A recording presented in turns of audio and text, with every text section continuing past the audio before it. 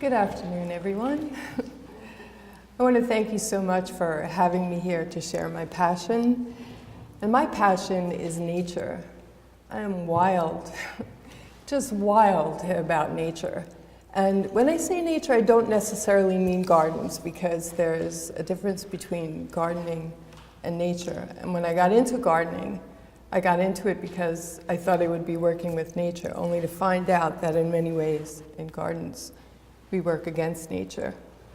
So this all started for me when right out of college, I lived in Eastport on a farm that had been vacated for 40 years. And it was 50 acres of fields.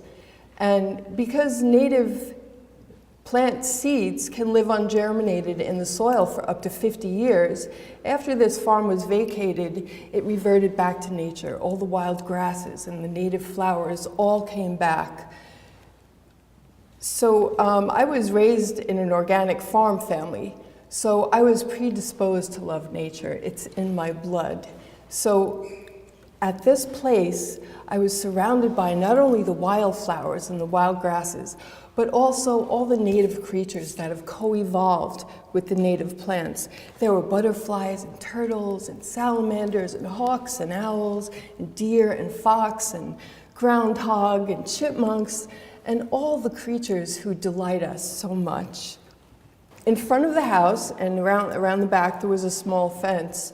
And where most people would normally have a lawn, I just let everything grow in the same way that it was growing in all the fields around me. And I could look out every window and see butterflies and all different pollinators, and I was just in heaven there. I walked down the street for an artist in her studio, and I used to walk down the street to work, and the whole way was just all native grasses and native creatures. And I was not the kind of person who was going to go out with friends at night. I couldn't wait to get home, to be surrounded by nature. And when the moon shone, it shone on the back of the horses and in their frosty breath. And I was just in natural bliss in this environment. Eventually, the artist I was working for moved back to New York City, so I went to work in a garden center. And one day when I came home from work, surprise, surprise, somebody had mowed all the vegetation around my house, around the front and the back. And I went into mourning. I was so sad. I was missing all of the life that was teeming before it was mowed. And I asked all my neighbors who did it, and nobody would admit it. And that's very interesting, because they knew it was going to upset me. And yet they felt a social responsibility. They felt, it's even a law in New York State. You can't get a CO until you have your lawn in place. And I don't think it should be a law. I think if you don't want to have a lawn, you should be allowed not to have one. But my neighbors felt that I should have a lawn, and nobody would admit that they did it. So after a while, it grew back, and I was so thrilled, only to come home and find it mowed again. And nobody ever admitted it. So ingrained is this notion that we have to have lawns. So I was working at a garden center on the landscaping crew in gardens like these, but I didn't care at all for the lawns. I wanted to be in the wild parts. I wanted to be where the bugs were and the snakes and all the butterflies and all the pollinators. So I didn't care about lawn. I've never learned about how to do lawn care. I'm more interested in the other plants, the native plants that sustain life. One day I was weeding in a garden, and there were two very strong stalks. It turned out to be mare's tail, which is a native plant. And there was a beautiful spider web with a beautiful spider in it, and the spider web had dew on it. It was just incredible. But it was my job to pull that out, because it wasn't one of the plants that were purchased by the owner. So I pulled them out, and the spider went running away, and the plants that had been there were now wilting because the mare's tail was holding them up. And I started to wonder, what is all this undertaking when we're actually pulling out native plants and defining them as weeds. So that's when I realized that gardening and nature were a little bit in conflict with each other. And a lot of the plants that we were tending to were brought here from other places, and they needed pesticides and fertilizers and a lot of water in order to live here. I call that stuff life support in order to live here. So fast forward many years when I got my own house, the front had been bulldozed for construction, but the back was left completely natural, and I was thrilled. So the first thing I did was I put a privacy screen around the whole place because I wanted to see, knowing that native seeds can germinate, live in the soil and germinate for up to 50 years, I decided not to do anything with the front yard and just to see what came up. And I was so delighted.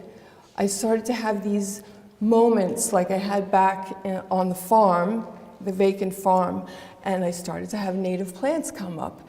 This is native primrose, Euthymia caroliniana, and in the back, the purple flower is Vernonia.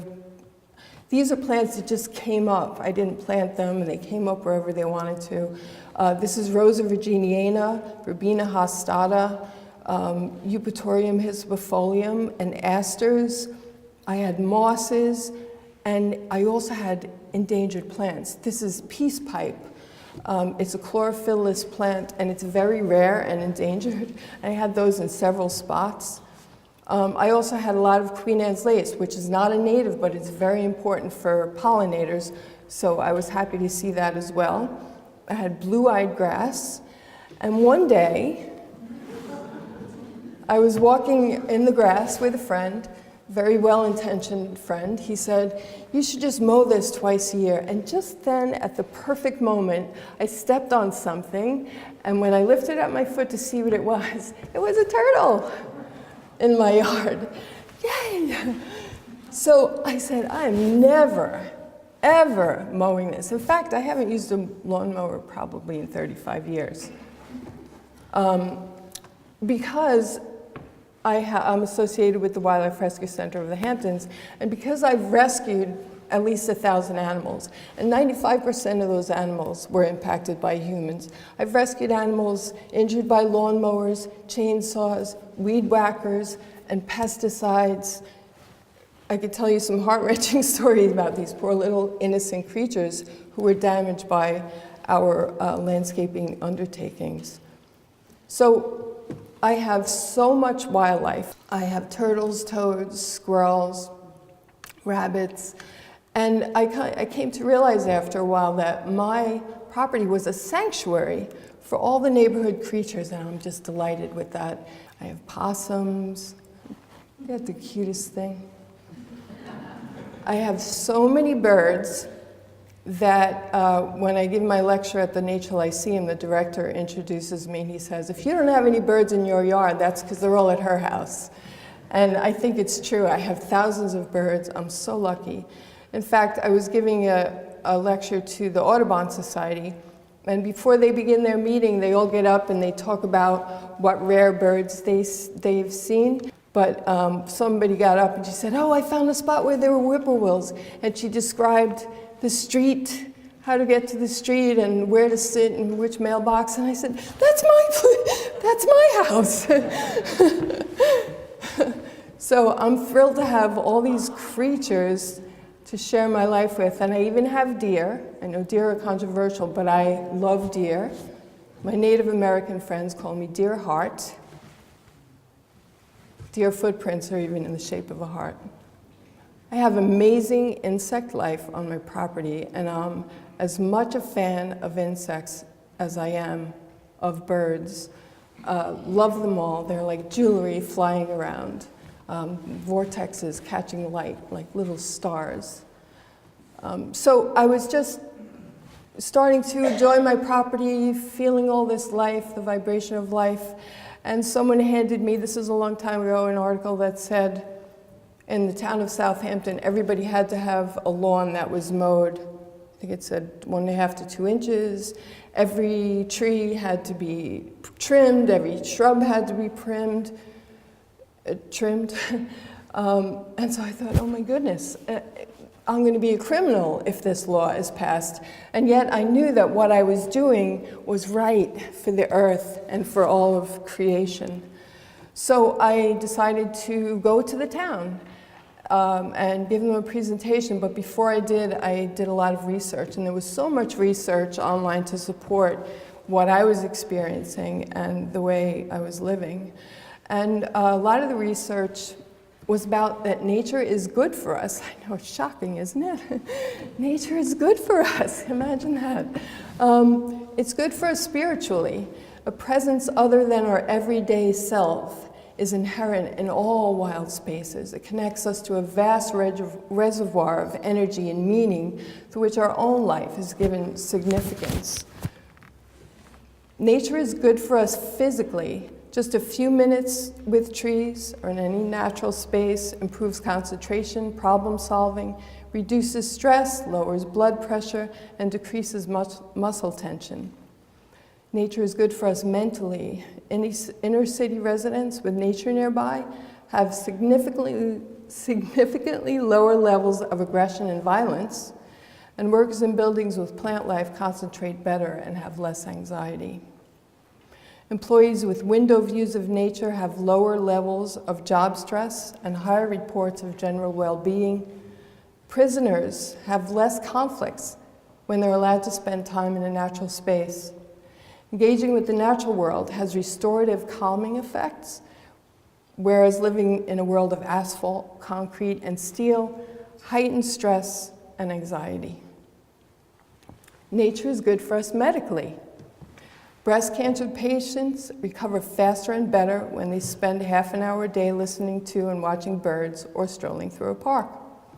Patients who underwent bronchoscopy reported experienced less pain and needed less pain medication if they were allowed to view nature or even listen to a recording of a babbling brook. A 9-year study of gallbladder patients in the United States found that patients recovered faster and required less pain medication if their hospital windows overlooked nature as opposed to a brick wall. Wilderness therapy is being offered to cancer patients, emotionally disturbed children, and even rape survivors. Doctors and researchers then found that even looking at a picture of nature can have some of the same effects. So another thing I found when I was doing research was this book, Last Child in the Woods. It had just come out then. Saving Our Children from Nature Deficit Disorder. Isn't that a great term? Nature Deficit Disorder. And I think that's a real phenomenon. We as human beings need nature, of course we do. And part of the sadness of losing all of our natural surroundings is that we have an innate yearning for it. And once it's gone, we're still going to have the yearning because we've evolved with it, and we're not even going to know what we're missing. We're just going to have that unfulfilled yearning for nature. So nature is good for children. That book says it, and there's a lot of other research too. Children as young as 5 show a significant reduction in the symptoms of ADD when they engage with nature.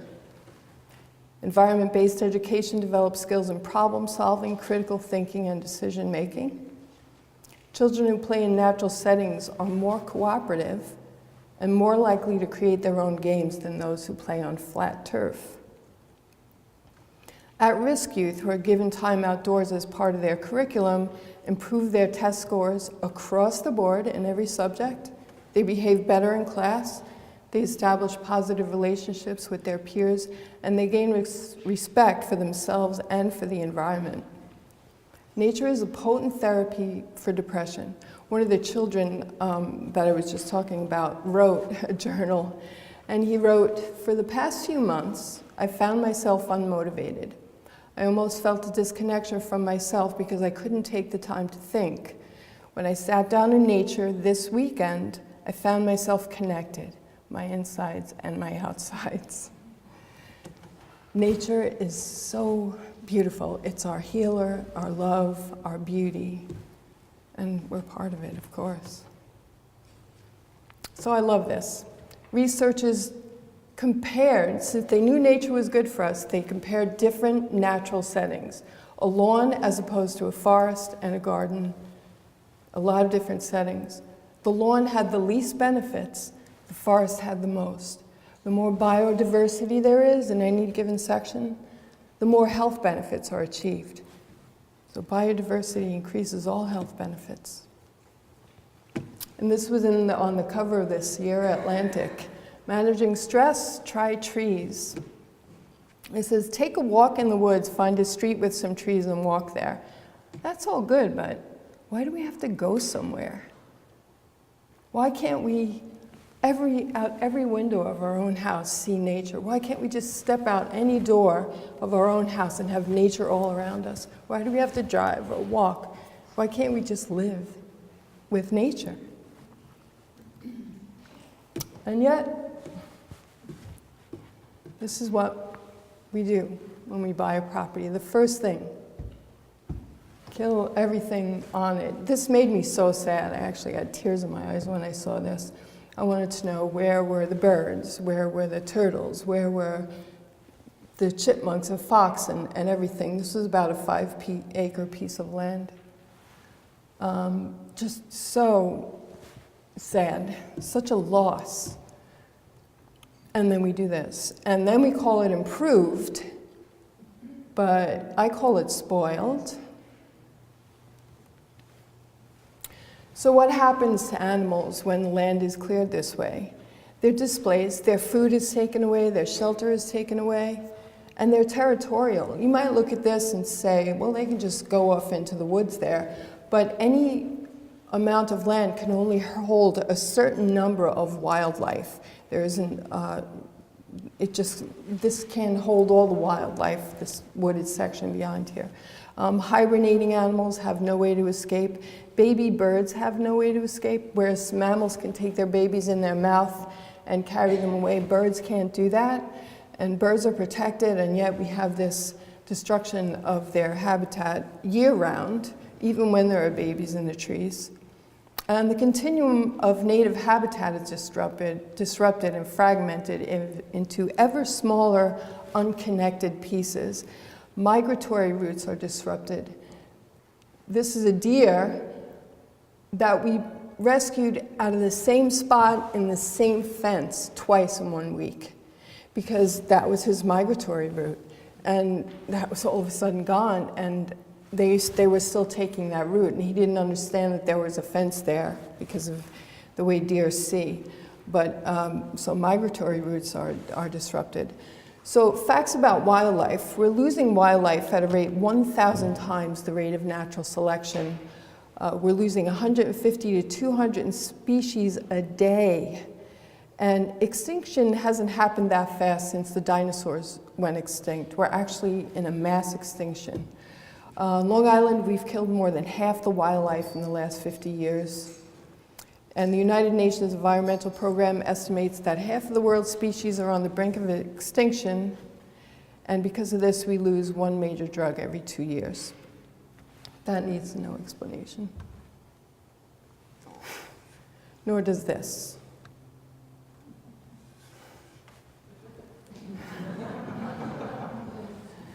So this was a map that the Nature Conservancy put together, and it designates global forest lost. In the last 300 years, global forest has shrunk by half, and from the year 2000 to 2005, the country with the top percentage of forest loss was the United States, not the Amazon, not Brazil, the United States. And look where it is. Us. Everywhere I go, I see 80 acres for sale, 60 acres for sale, 40 acres for sale, even 4 acres or 1 acre for sale. It's all deforestation. And why should we care about deforestation? Soil, the trees, the roots of the trees hold our island together. And when we scrape that all off, the trees, the shrubs, the herbaceous plants, all the roots go with it, and we have soil runoff. Soil runoff gets into our waterways. It covers fish eggs so they can't hatch. It gets into the gills of fish and makes them sick. It covers plants in the water so they can't photosynthesize. The more trees and shrubs you have on your property, the slower the water drips, the slower the rainwater drips. So you don't have this water slaloming across the landscape. It has a chance to soak into the soil. And it shades the soil, water doesn't evaporate as quickly, roots take in more water, and the trees hold the soil in place. This gentleman in the yellow shirt is my friend, Dr. Jim Conroy. He's the tree whisperer. He goes all over the world solving problems with trees that nobody else can solve by communicating with plants. And this is a picture in my yard where he was giving a lecture teaching everybody how to communicate with plants. So whether you buy that or not, that's another reason to care about destroying all the trees. And somebody took this picture of me while I was communicating with one of my trees. So why should we care about all of this? Because all life on Earth is interdependent. Squirrels, you see them burying the acorns in the fall, and they only recover 10% of those. The rest germinate and become oak trees. So we have the squirrels to thank for keeping our island together by planting oak trees for us. There used to be a wasp. We killed it when we sprayed DDT, but it used to parasitize the tick nymph. Too bad we don't have them anymore. If we hadn't sprayed DDT, we would have a ready-made solution for our tick problem. But also spiders eat ticks, and there are funguses and nematodes that feed on ticks. And moles, I know everybody loves to hate moles, but they do carry beneficial funguses from plant to plant. I love this one about the western fence lizards. They're cleansed of the when ticks bite western fence lizards, they're cleansed of that bacteria responsible for causing Lyme disease. Now that's out west, but it's just a perfect illustration of how nature has its own system of checks and balances. And when we undertake all this destruction in nature, who knows what we're doing to ourselves in the process. A recent UN commissioned report concluded that people have changed ecosystems more profoundly in the past 50 years than at any previous time. And because of that, 60% of the life-supporting functions of the Earth are in decline. That's scary. And I realize I'm giving you a lot of scary stuff, but in the end, there's hope. This is native cinnamon fern, and this is more about the interconnectedness of things. The hummingbird actually takes the cinnamon from this fern and lines their nest with it to keep mites out of the nest. This white flower here is a native Achillea, and this attracts bugs that will eat the bugs that are attacking your cucurbits. So if you have this in your garden, your tomatoes, your cucumbers, your melons will all be a lot safer. This is one of my favorite plants, native primrose. And this is a plant that I pulled out by the thousands when I was working with the garden crew because it was considered a weed. But the flowers provide nectar for so many pollinators. It's always buzzing. Leaves are eaten by almost all the mammals on Long Island. And then they have very strong, sturdy stalks, and they hold thousands of seeds, and the birds eat the seeds all winter. It's an extremely useful plant. Species loss increases disease in humans. New York research has found that when species are lost from habitats and others survive, it is the survivors that are more prone to disease. Biodiversity loss tends to increase pathogen transmission among the surviving species, while biodiversity has a protective effect. In forested areas that lose our buddy the opossums, white-footed mice increase, and so do populations of ticks that carry Lyme disease. So biodiversity keeps us healthy. And all the animals don't have to have a direct purpose for us. They're here because they're born here, they're born on Earth, they love being here on Earth, they want to raise their young, and they're delightful. I love animals. And yet, this is what we do. I want to have a float for the Wildlife Rescue Center with a forest and a for sale sign on it and all the little creatures in the woods, because this is where they live, and this is what we do. And then we do this. We create monocultures where one thing is allowed to live at the expense of everything else. Lawns are the major contributor to habitat fragmentation and the continuing loss of habitat both locally and globally. Every time we install a lawn, we cut away at our very own ecostructure. We force lawns into ecosystems where they don't belong, and then we use chemicals and vast time and energy resources to suppress the natural forest underneath, all the while mowing down edible and medicinal plants and plants that are useful to humans and other creatures alike. So pesticides. First type of pesticide is herbicide. A weed is a plant that's growing where we don't want it. So when you have a lawn, everything but the blades of grass are a weed. People used to have a variety of plants in their lawns for salads and medicine and teas, but that has changed drastically. And I have 3 books that I use to illustrate my feeling about weeds. This one, Identifying and Harvesting Edible and Medicinal Plants, will tell you how you can use it as medicine, how you can eat it, how you can use the fibers, hundreds of ways to use plants. This book, Weeds in My Garden, Observation of Misunderstood Plants, will tell you what wildlife depends on the plant, how the plant can make the soil more fertile, clean the air. And then you have this book, produced by a chemical company. It's the same exact plants, but this book is going to tell you what chemical to use to kill the plants. And I looked through this book, and about 50% of the plants in this book are native plants, and we're designating them as weeds, useful, bad plants, so that we can have our lawn. And one of the plants in that book is milkweed. Milkweed is native, and there are a lot of varieties of milkweed.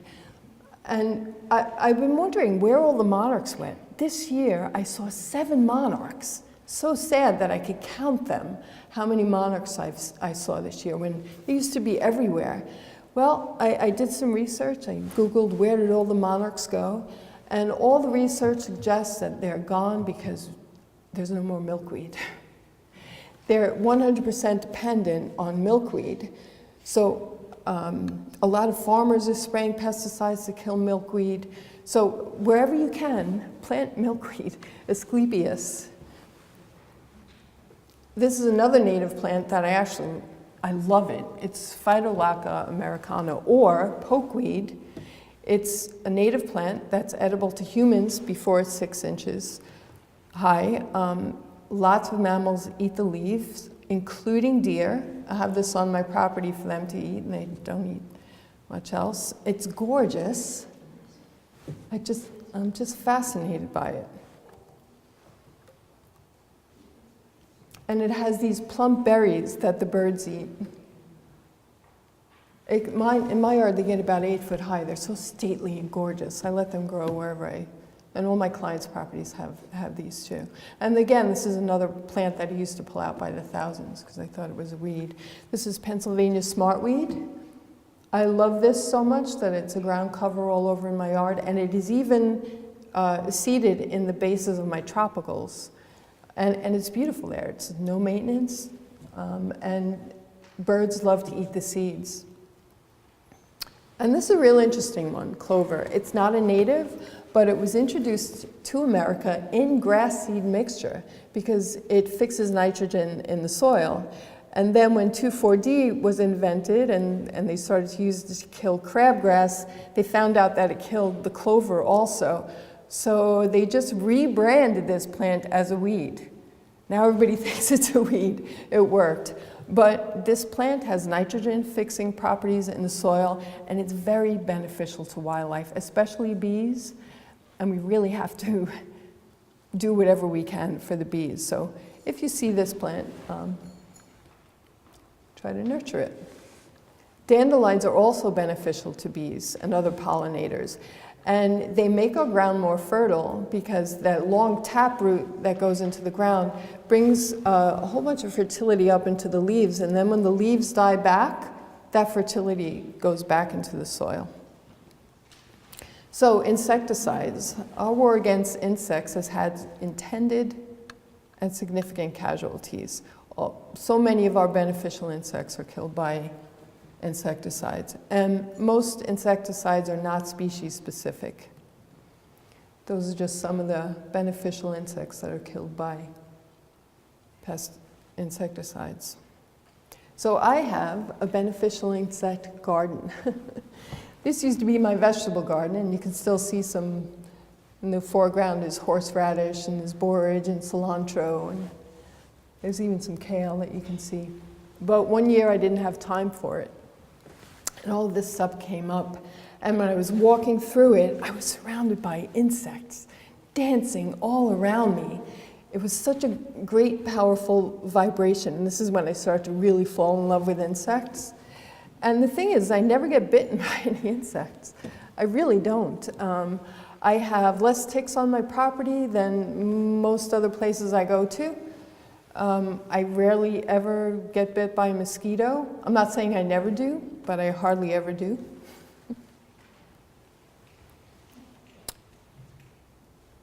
And only 15% of the insects on Earth are detrimental to us. That means 85% of the insects are beneficial to us. The National Wildlife Federation estimated that insects perform every year, free of charge, $57 billion worth of services that are useful to us. And insects are a source of food for birds, turtles, fox, hawks, owls, snakes, toads. If I ever do have an insect infestation, you can see this catalog is 2009, so I haven't had a problem with insects since 2009. But this is what I call the Green Methods catalog, and they have very easily in the front, in the table of contacts, you can look up if you have ants or aphids, or they'll sell you the bug to eat whatever problem, whatever insect is giving you a problem. And it's non-chemical, and it works. This is in my yard. That's a tomato hornworm that was parasitized by a trichogramma wasp. And what I love about this is that I didn't buy that trichogramma wasp. That was in my yard because I'm not spraying pesticides. So nature took care of the problem for me. So fungicides. I love this story. I gave a lecture right at the rescue center once, and I'm fascinated by fungus. So I took this picture before I started my lecture. And then I got to the part of my lecture where I was talking about how funguses are an important food source for wildlife, and somebody was like, oh, look at that, look at that. And right behind me, as I got to this part, a squirrel harvested this mushroom, ran off with it, and ate it about 10 feet away.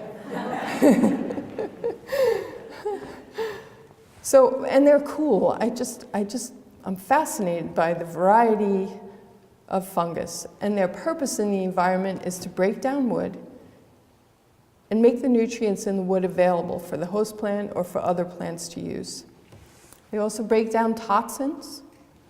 There's a man called Paul Stamets who's using funguses to clean up the nuclear waste at the Chernobyl site.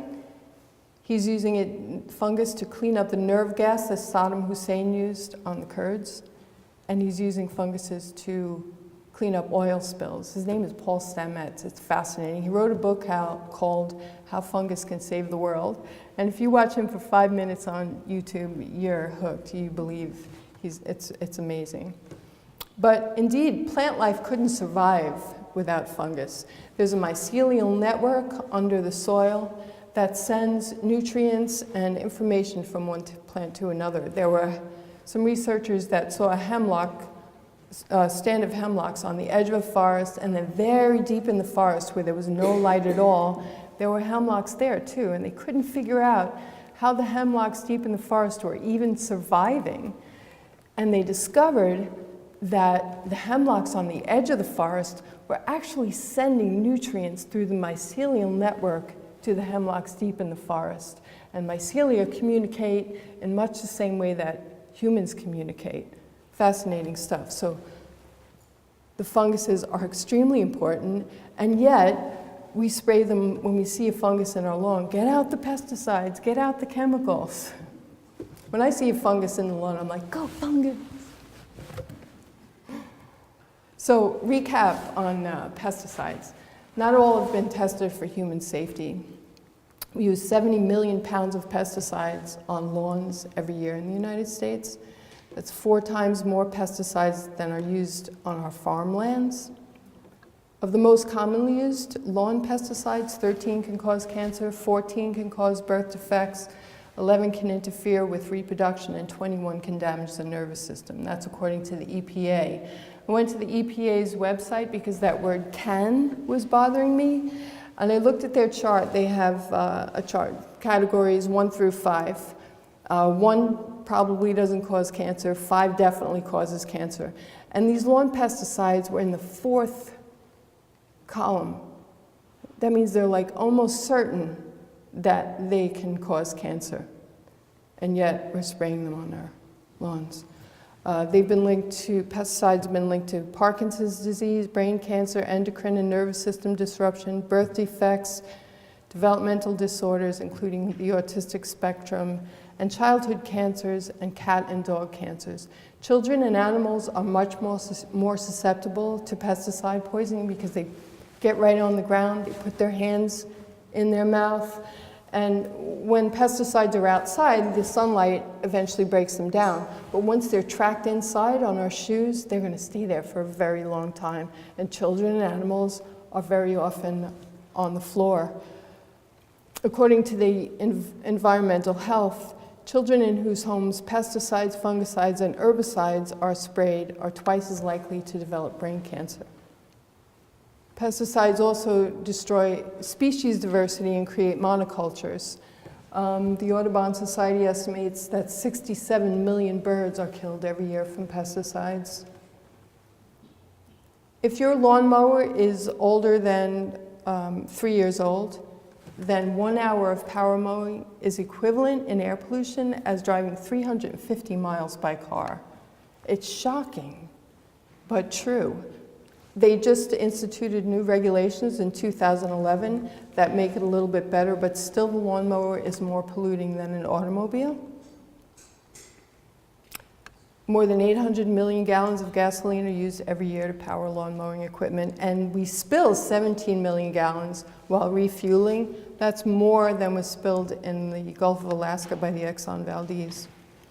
We use 3 million tons of fertilizer on lawns every year, and the production, transportation, and application of fertilizers generates another 405 pounds of carbon dioxide. That's driving another 400 miles by car.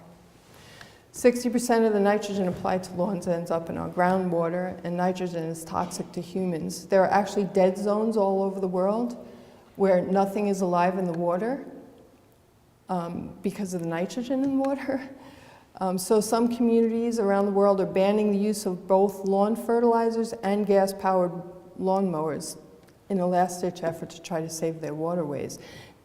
Dead zones, however, are doubling every decade around the world. And water is a hot topic all over the world. 90% of the water on Earth is salt, and out of the 3 remaining percent, 2 are polluted. That leaves only 1% of the water on Earth for us and all the wildlife. And yet, lawns are the nation's largest irrigated crop, more than food, more than farm. In East Coast areas, we use 30% of the water on lawns, and nationwide, we use 50 to 70% of residential water on lawns. Waste, noise. We spend $40 billion on lawns every year. So I get the question all the time about, don't children need lawns? I don't think so. I know they need to run and play games, and athletic fields are wonderful, But nature is much more fascinating and limitless than even a toy. I've heard someone say that when a child plays with a toy, the child's play is limited by the mind that created that toy. But nature is limitless and fascinating. There are insects and wishes to be made and seeds to blow, logs to turn over, many shapes of rocks. There's moss to feel and surprises to discover, fragrance, things unfurling and unfolding, and things opening, and things reaching. There are shapes, stars, interesting shapes, beautiful colors, stripes, textures, and things to eat, bugs, beautiful bugs. There are animals, insects actually, that sleep inside flowers. And kids have their own sense of adventure, and the more nature there is around them, the more adventurous they are. Kids like to nurture nature and harvest their own food that they've grown themselves. And this I love. These are two kids who visited my property. And you can see that the boy is a little afraid to begin with, and his sister's helping him climb the tree. And then the more he goes, the more confident he becomes.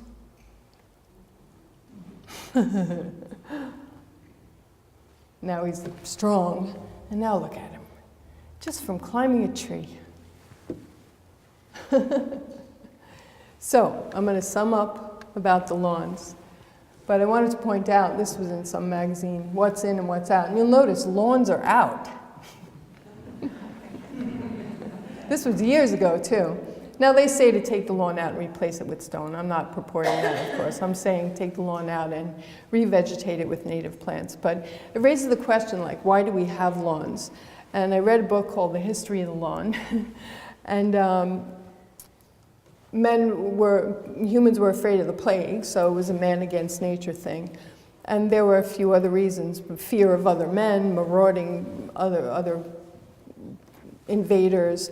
But the one that I found the most interesting was in Europe, the people with the most livestock had their vegetation eaten down right to the ground.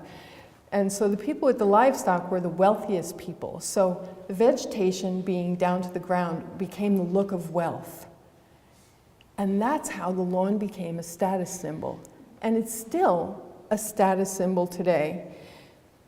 In 1948, there was a psychologist that said, intense care of the lawn is an excellent resolution to the tension created by too much free time. And that's why Americans spend so much time in their lawns. Well, I don't know about you. That was 1948. I don't have time. I don't have extra time. I'd gladly give that up. There are over 31,000 square miles of lawn in the United States. That's over 31 million acres. That's the same area as Massachusetts, Rhode Island, Vermont, and New Jersey combined. And when I drive around, the only people I see on the lawns are the ones who are raking and mowing and fertilizing and watering. I very rarely see people out actually enjoying the lawn. So I'm going to put the lawn thing aside. A few more things that my company and I do not do is we don't deadhead, because before the advent of commercial bird seeds, birds ate the seeds and the fruits of native plants. In fact, commercial bird seed contains non-native invasive plant seeds. So plant native flowers, shrubs, and grasses instead. And plus, seeds are gorgeous. They're amazing, they're varied, they provide food for a lot of creatures, and even through the winter they hold and provide food. They give us volunteer plants. This is a native milkweed beetle, and they eat seeds. They eat the seeds of the Asclepias, so insects are dependent on seeds also. And if you have too many seeds, share them. Also, if you don't deadhead your plants, you leave the stalks, and beneficial insects overwinter in stalks. So another thing we don't do is rake leaves. I haven't raked leaves for probably 35 years also. I love leaves. And obviously this isn't my yard, but would you go in here and rake the leaves? No, I just love the leaves. And leaves are an extremely important part of the ecosystem. The soil food web has millions of organisms. In fact, if you have a handful of soil, you have more life forms in your hand than there are human beings on the planet. And that whole soil food web starts in the leaf litter, where worms and beetles eat out the middle of the leaves, and you see those veinated leaves on the ground. And then what they excrete goes to the lesser soil food web, and it goes down and down through the whole soil food web until your land is fertile. So the fertility of your soil starts in the leaf litter. Leaves insulate plants in winter, they reduce soil erosion, and they retain moisture in the soil in times of drought. And a lot of people, in my experience, don't like oak leaves because the oaks hold their leaves all winter. But I love the way they catch the snow, and then when the wind blows, it's music to me. And here's a good reason why we need leaves, because animals require leaves in order to live in. This is an eastern box turtle. When I was growing up, they were everywhere, and now they're endangered, in large part because we're raking up our leaves. That's where they live. That's why they look like that. That's their camouflage, and they need leaf litter in order to survive. Same with toads. And this is a butterfly chrysalis on the bottom of the leaves, so why would I rake that away? And many animals forage for their food under the leaves, birds being one of them. Hawks, owls depend on hearing things under the leaves so that they can target their prey. And animals use leaves and twigs and all the things we rake away and send to the dumps. They use them to build their nests and their homes. And this rare plant, the peace pipe, is dependent on leaf litter in order to survive. One leaf blower can produce as much pollution as 80 cars over 1 year, and they spread dust, dirt, animal droppings, and pesticides into the air, onto cars, and into open windows. So I love dead trees. We don't remove dead trees either unless they're in imminent danger. I'm just wild about dead trees. They're called snags, or either wildlife trees. With the exception of living plants, no other single component of the woodland environment supports as much animal and insect life as a dead tree. In North America, 85 species of birds, 50 mammals, and roughly a dozen species of reptiles rely on dead or partially dead trees for shelter, food, mating, resting, nesting, and other critical life-supporting functions. Dozens of invertebrates, including millipedes, beetles, sparrows, spiders, worms, ants, and more, also live in dead trees. And these insects are food for other animal life. According to the U.S. Forest Service, more than 1,200 forms of fauna rely on dead, dying, or rotting trees. And my favorite part of them is that they're gorgeous. This is a tree in a park in Riverhead that I actually would go hiking just to visit this dead tree. I love it. It's beautiful and architectural. That one as well. That one's upstate somewhere. I had to jump out of the car and photograph that. It's like a piece of sculpture. Absolutely gorgeous. But by far the greatest benefit of dead trees is the holes and cavities used for shelters and nests. Bats and snakes live in them. Tree frogs live in the bark of dead trees. Raccoons, squirrels, and opossum find their home there. Woodpeckers, nuthatches, wrens, chickadees, bluebirds, and tree swallows colonize dead trees. There's 13 holes in that dead tree. Short-eared owls dwell in trees. Screech owls dwell in trees. And these are here on Long Island. And dead trees, the way they fall can be beautiful, just like sculpture. Fox build their dens under fallen trees while they're still being held up by the branch stubs. And when they fall to the ground, salamanders, worms, and mice take up residence.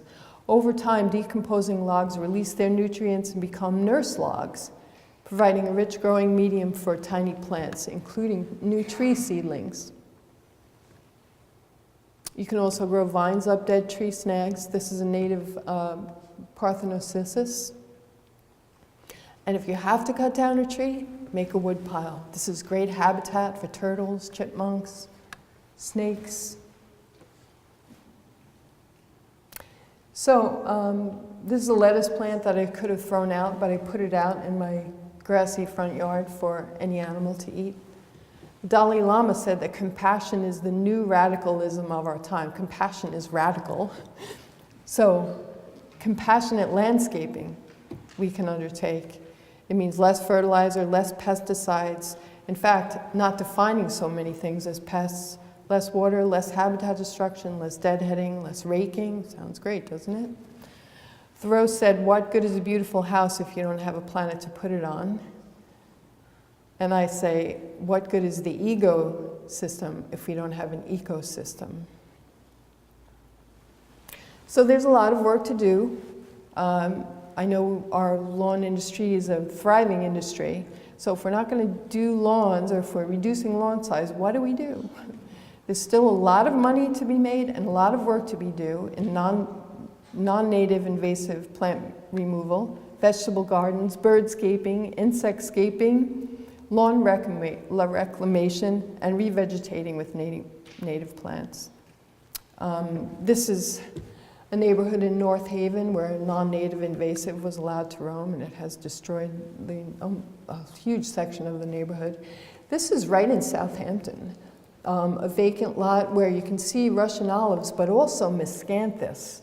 I think that before long, miscanthus is going to be on the no-sell list because all of those beautiful feathers that we've come to love so much are seeds, and they're turning up all over the place, deep in wooded sections and parks on Long Island. We can plant for bees and other pollinators. Always have something in bloom. Always have different shapes and different colors. Native plants are best. They really prefer native plants. And I was looking into the whole bee colony collapse disorder thing and realized that honeybees, the ones that are having this collapse, they're supplementing our native pollinators. So the question is, what has happened to our native pollinators? Why do we need to supplement them? Pesticides is what has happened. Reduce pesticides and our native pollinators can recover. You can have a butterfly garden. This is a butterfly garden that we installed in North Haven. And I swear to you, when you're approaching this house, you see the butterflies coming from all around over to this place. And it's so beautiful to have the butterflies floating and lilting and all around you. Bird features, bird baths, bird houses can be beautiful.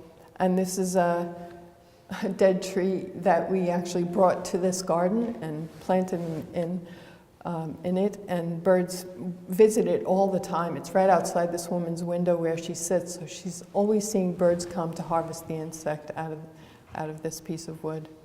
Of course, plant for the birds, viburnums, elderberries. Mahoney is a great plant to attract birds. Juniper virginiana, of course. It looks like my trees are dancing when these berries are ready on the junipers. The robins love them. Any fruit tree, even shrub roses are edible to birds. These are rose hips. And of course, to attract hummingbirds, red tubular flowers. This is fuchsia and agastache and kufia and salvia. Another thing we do is we designate no-mow sections in people's yards. These white flags are designating the places where mowers are no longer allowed, and we see the native plants come back to life. And I don't have any other after pictures other than this, but you can see what a beautiful What a beautiful effect no mowing can have. These are other properties where the mowing has stopped and the natives come back to life. So native plants require less water and fertilizer because they're custom made for the environment to which they're native. They're less costly because we don't have to water them, spray them, fertilize them, dote over them. They have natural defenses against the other pests and fungi and diseases in the area. They've co-evolved with native creatures. They're important food sources, and the insects and animals disperse their seeds and stimulate plant growth. And here's, the New York Times said that native plants are the avant-garde in landscaping. So if you want to be the coolest kid on the block and a role model for everyone, use native plants. So this is the Old Town Meadow. It's in Southampton, right behind the hospital. It took me almost 3 years to complete this project. And 90% of the plants in this meadow are native. There were some plants that the owner just had to have, and there were other plants that we used that were non-native because we know they're beneficial to bees and to songbirds and other insects. But most of the plants in this meadow are native, and it's real important to know your native plants. Whenever I see native on the label, I buy the plant and then I go home and I research it. And I found a plant that had native on the label and brought it home to find out that it was native to Japan. So native can have, just like all natural, it can have a really broad definition, but a really great website for researching native plants is USDA. They give you a distribution map, and then right under the map you can click on a button that says View Native Status, and they'll give you a map to where it's native. So there is native to the United States, there's native to the west, native to the east, north, south. For this meadow, we use northeast native plants. And it's just breathtakingly beautiful. One of my favorite days working here, well, weeks I should say, the place was swarming with mosquitoes. It was unbearable. We could hardly work. And the very next day, when I came to work, there were thousands of dragonflies. Dragonflies can eat thousands of mosquitoes in a single day. And it was obvious, this meadow is surrounded by road on 3 sides, and it was obvious that the dragonflies were there just for the meadow because they get to the road and turn around and get to the other road and turn around. And they were just there to eat the mosquitoes. A few weeks later, the mosquitoes were back. And the very next day after that, there were swallows. And swallows also eat mosquitoes. And because we're not spraying and giving all this artificial stuff there, those animals were comfortable there. And the swallows, the same thing. They were just there for the meadow. They'd get to the road and turn back, and there were swallows everywhere. It was paradise. It was heaven, and there were no more mosquitoes. So just some shots of the meadow. And we don't deadhead in the fall. And if you walk through there at around this time where all the seeds are ripening, you'll see birds. You'll be flushing birds. And they're there for the seeds.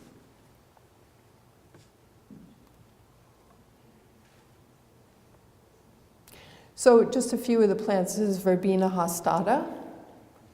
Agastache, this is not a native, but it's so, Agastache is one of the best plants for bees. They simply can't resist it. They're all over it. This is native Heliopsis, Helianthoides. This is Asclepias. Now the next few plants are what you should plant to encourage the monarchs to come back.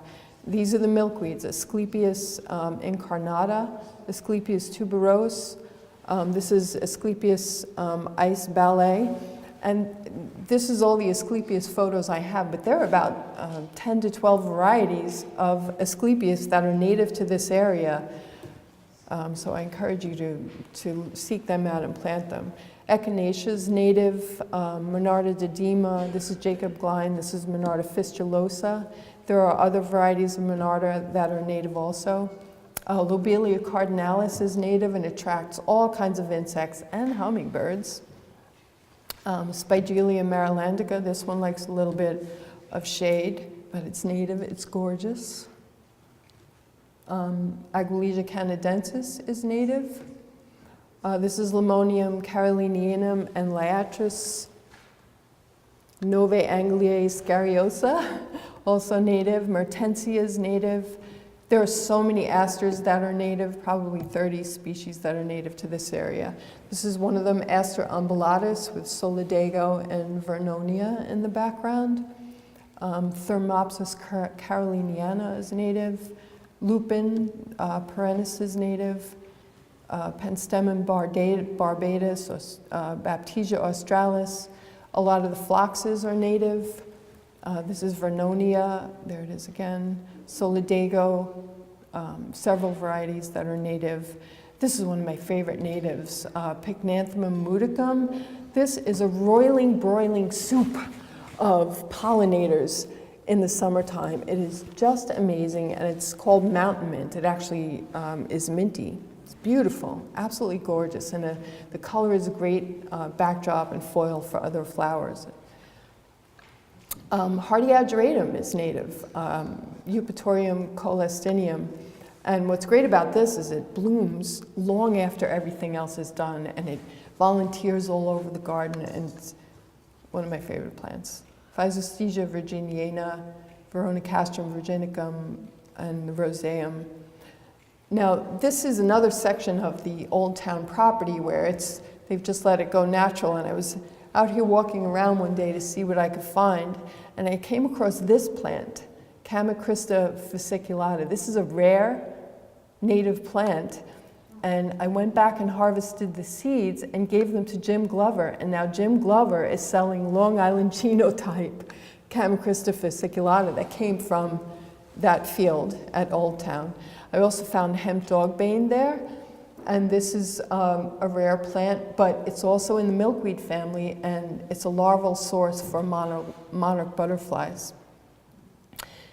And the next few slides are plants that I found growing on other properties that I've been called to consult or to landscape.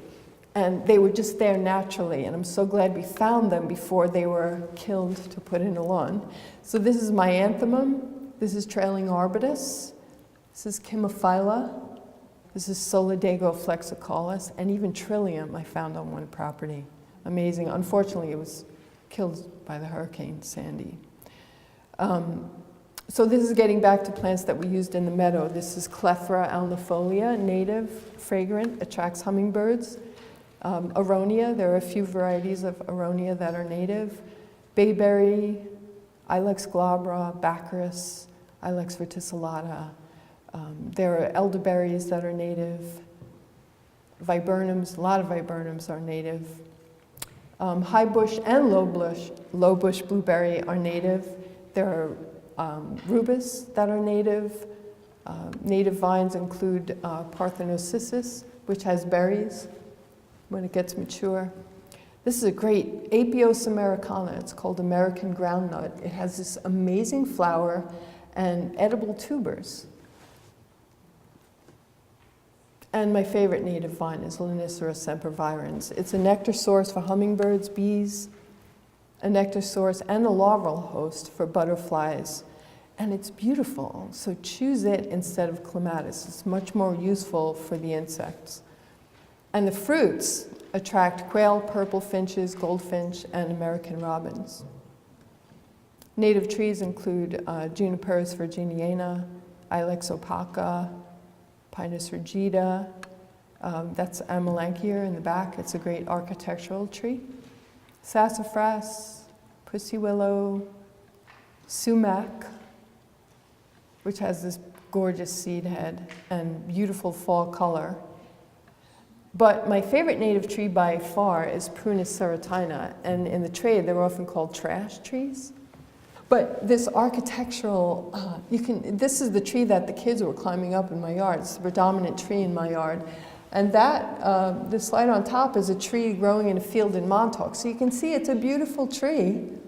It's fun to climb, and it's architectural. It has fragrant flowers in the springtime and gorgeous berries, which attract almost every kind of bird in our area, and gorgeous fall color. So they're not often available for sale in the trade because as soon as they germinate, they send down a long taproot. But more and more in recent years, I'm seeing them for sale. So if you can pick some up, do so. So in closing, what if we do all of this and we create a better world for nothing? Problem. So I'm not condemning anyone here who has a lawn or who sprays pesticides, or I'm sure you didn't have any of this information before. So I just want to give you the information, and you can make your own choices. The great aim of education is not knowledge, but action. And this is presumably one of our presidents. Don't talk to me about what's happening to the planet. It's America, not some planet. Well, don't talk to me about what's happening to the environment. This is my yard, not some environment. The Holy Land is everywhere. Everywhere on earth is holy and important. And this is something that everyone can do. You don't have to write away, you don't have to go to meetings, you don't have to protest. You can just stop mowing parts of your lawn. There are over 70 million acres of turf grass in the United States. If you can't feed 100 people, feed just one. I think Mother Teresa said that. If you can't save 70 million acres, you can save maybe a half acre or an eighth of an acre or a 16th of an acre. If everyone saved 1/70th of their turf and gave it back to nature, 1 million acres would be saved just like that and given back to all of our native creatures. I love this quote. Individual advances turn into social change when enough of them occur. That's powerful. If each one of us do this, we can start a revolution and our gardens can save the world. Thank you.